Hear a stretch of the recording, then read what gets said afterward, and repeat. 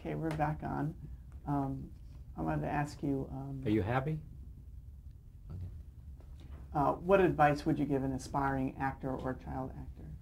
Well, the same advice that I gave to my children, because my children all wanted to be actors, and now I've just finished telling you what a wonderful life it was.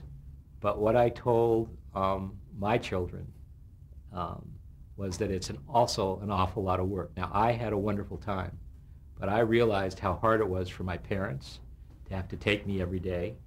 So what I told my children was I would help them in any way they wanted. I always took them to children's theater.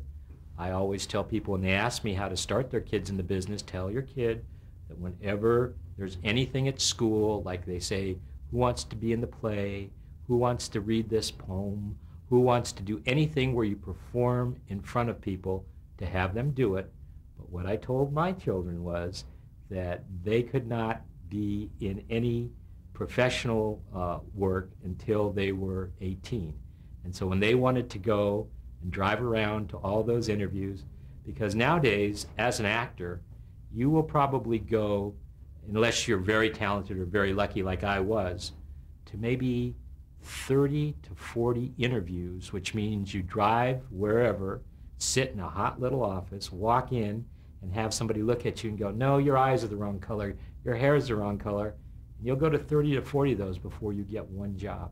Now, you may get lucky, and on your first job, get a series that runs, but that's what they'll tell you, but it's not the truth. You'll go to all those interviews. And so it's a very, very hard life. I told you also that when I was doing the series, I was going to school on the set, and they made it so I went there all year. It's very, very tough to get an elementary education, even though the studio teachers are very good. But when you're working every other week and you're taking all your classwork and trying to take it to a studio, this teacher is not like when you're doing a series that she can set up an entire year's worth of work. She's coming in, she's seeing that your teacher says do this, so it's very, very hard. So I told my children that they could work when they're 18. But I did give them all the training. I mean, they've gone to little children's theater all their lives. They were very well trained. My son is actually now in sound, because he joined the Navy. He spent 4 years in the Navy as a sonar technician and came back and decided that he wanted to work not so much in front of the camera, but behind the camera. So I told him the same thing. In fact, when he came back, we just didn't plop him right into sound, even though that's what he'd be good at. He started out, I made him go down and become a grip. And the grip is basically like a carpenter. And he had to learn all the basics first. He had to learn that when you pick up a cable, there's a certain way you twist it so that it doesn't bind. But those are things that later on, now he uses as a sound person, and hopefully someday he'll go into producing. But if you can do every job, then you can be a director or a producer, even an actor. I know that was one of the things you asked me before, how I like directing. I really like directing, but the reason is because I had some of the greatest directors and also some of the greatest cameramen, sound people, and I used to sit around and look into the camera and say, why do you do this? And they would sit there and say, well, Jerry, this is a 2-shot. We're panning over here. The dolly grip's going to move like this. He's going to crab the dolly this way. And, you know, if somebody hears they're going to crab the dolly that way, what does that mean? That's a certain way that the wheels are going to move. But those are all things that I learned just from working on the set. And so my son spent about a year, maybe a little bit less than that, learning all the different positions on a set before he picked sound. And he's doing very well in sound, but now he's starting to think about producing. So when people are saying, oh, this scene is going to take this long, he'll say, no, it's going to take this long and you need to do that and that. And that's what I can do. And that's what, as a producer or director, you have to be trained to do. How have the anniversaries of Leave It to Beaver been celebrated, and what are your plans for next year? That's a difficult question in some ways. The problem with the 30th anniversary, we were doing the new Leave It to Beaver, and it was celebrated, and we went all over. We went to New York, and we had a huge to-do. With the new show, there are people that want to do things, but nobody, I think, realizes the lead time that it takes to do a new Leave It to Beaver. not so much a series, but even a reunion. And I found this to happen, luckily when we were doing the 30th anniversary, we were in production, so we had lead time, but we had contacts with people. What inevitably happens, this will be our 50th, actually Leave It to Beaver, this is kind of interesting, premiered on October 4th, 1957, and it's the first show of the space age, because that's the day Sputnik went up. Sputnik went up, and it spent, I think it was 38 or 39 minutes in orbit, because it went around and then crashed back into the atmosphere. Leave It to Beaver is now passing through the constellation Gemini. But for the 50th anniversary, people that have come to us are saying, well, you know, what do you want to do? And we say, well, you know, and it takes so much lead time that I think that by the time people realize that the 50th anniversary is right around the corner, which it is, there's not going to be enough time. I mean, I'm sure we'll do something, but one of the things that all the cast members are very vehement about is that we want to do something that is of the same quality as Leave It to Beaver. So there are many times when people have suggested things to us, but they want to kind of slap it together, do it on the cheap. And none of us really need that. It's not like if we don't do the 50th anniversary that any of our lives are going to fall apart. So rather, like Conley and Mosier when doing the original Leave It to Beaver and being told, if you go to color, you're going to have to kind of compress it and the show will be done quicker, and they thought it wouldn't be as good. We feel that unless you do the kind of quality that Leave It to Beaver deserves, then we won't do it. Tony Dow and myself, both on the Leave It to Beaver movie, read the scripts, and I read the script and I said, no, this isn't the movie of Leave It to Beaver. And they kept telling me it's updated. This is what people want. I said, no, no, no. This is not. People want Leave It to Beaver. There are certain criteria. The beaver cannot lie. If the little boy in the movie got caught doing something, look him right in the eye and lie.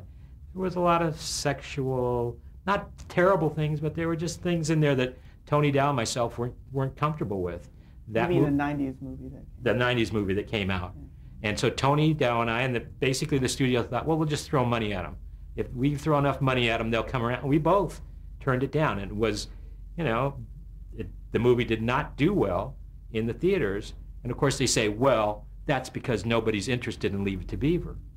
But yet, Leave It to Beaver is popular all over the world. No, it's because people expect a certain criteria and a certain quality of Leave It to Beaver, and movies go by word of mouth. And when people come back and go, it wasn't that good, it's not because it's not that Leave It to Beaver, if they'd have written it and kept to the true standards of Leave It to Beaver. So we'll see what happens with the 50th. If they come to us with a project, what Tony Dow and my brother and myself have done is go around and film a lot of the actors on the show. Well, not a lot, the main characters.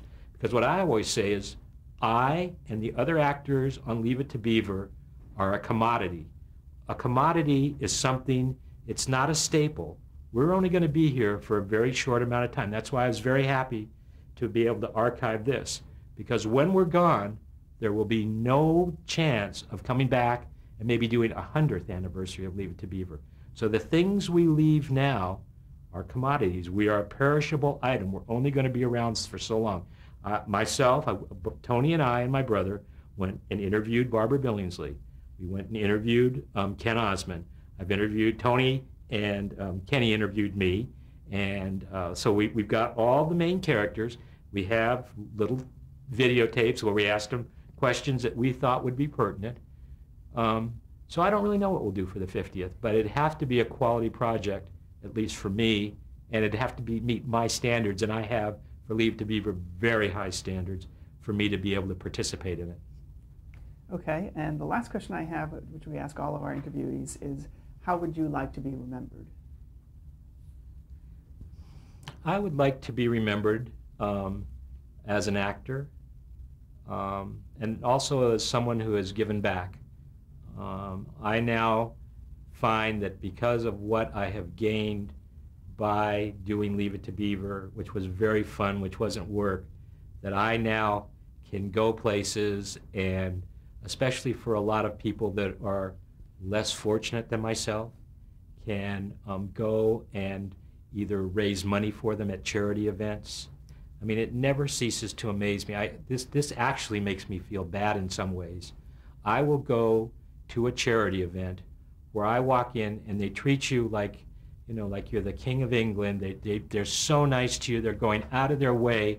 I'm looking at the people that we're trying to help, and they're, you know, they probably, sometimes I have to fly to do these events, and I'm thinking, oh, I hate to go through the airport. I hate to go through security. I hate to pack. I hate to sleep in hotel rooms.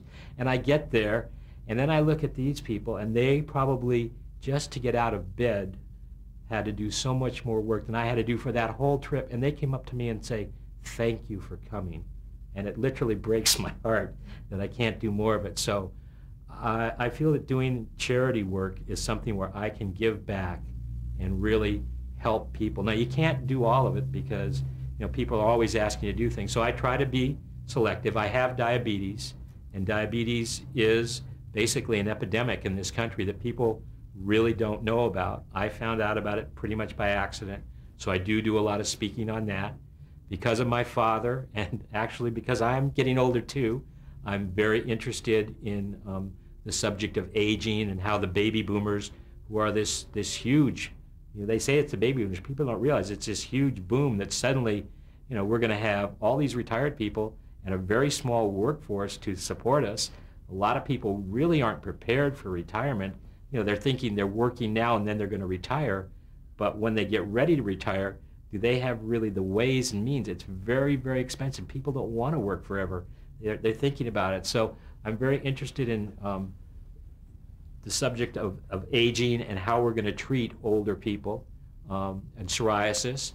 I have a very mild case of psoriasis, but there are huge breakthroughs that have just been made in psoriasis that a lot of people don't even know about that have the disease because they tend to hide it and they don't want to, so if they haven't been back to the doctor. So I would like to be known for a person that did awaken some people to diabetes, psoriasis, and the problem of aging, and of course for Leave It to Beaver, which I know I'll be remembered for. Okay, for the Archive of American Television, thank you very much. My pleasure, thank you.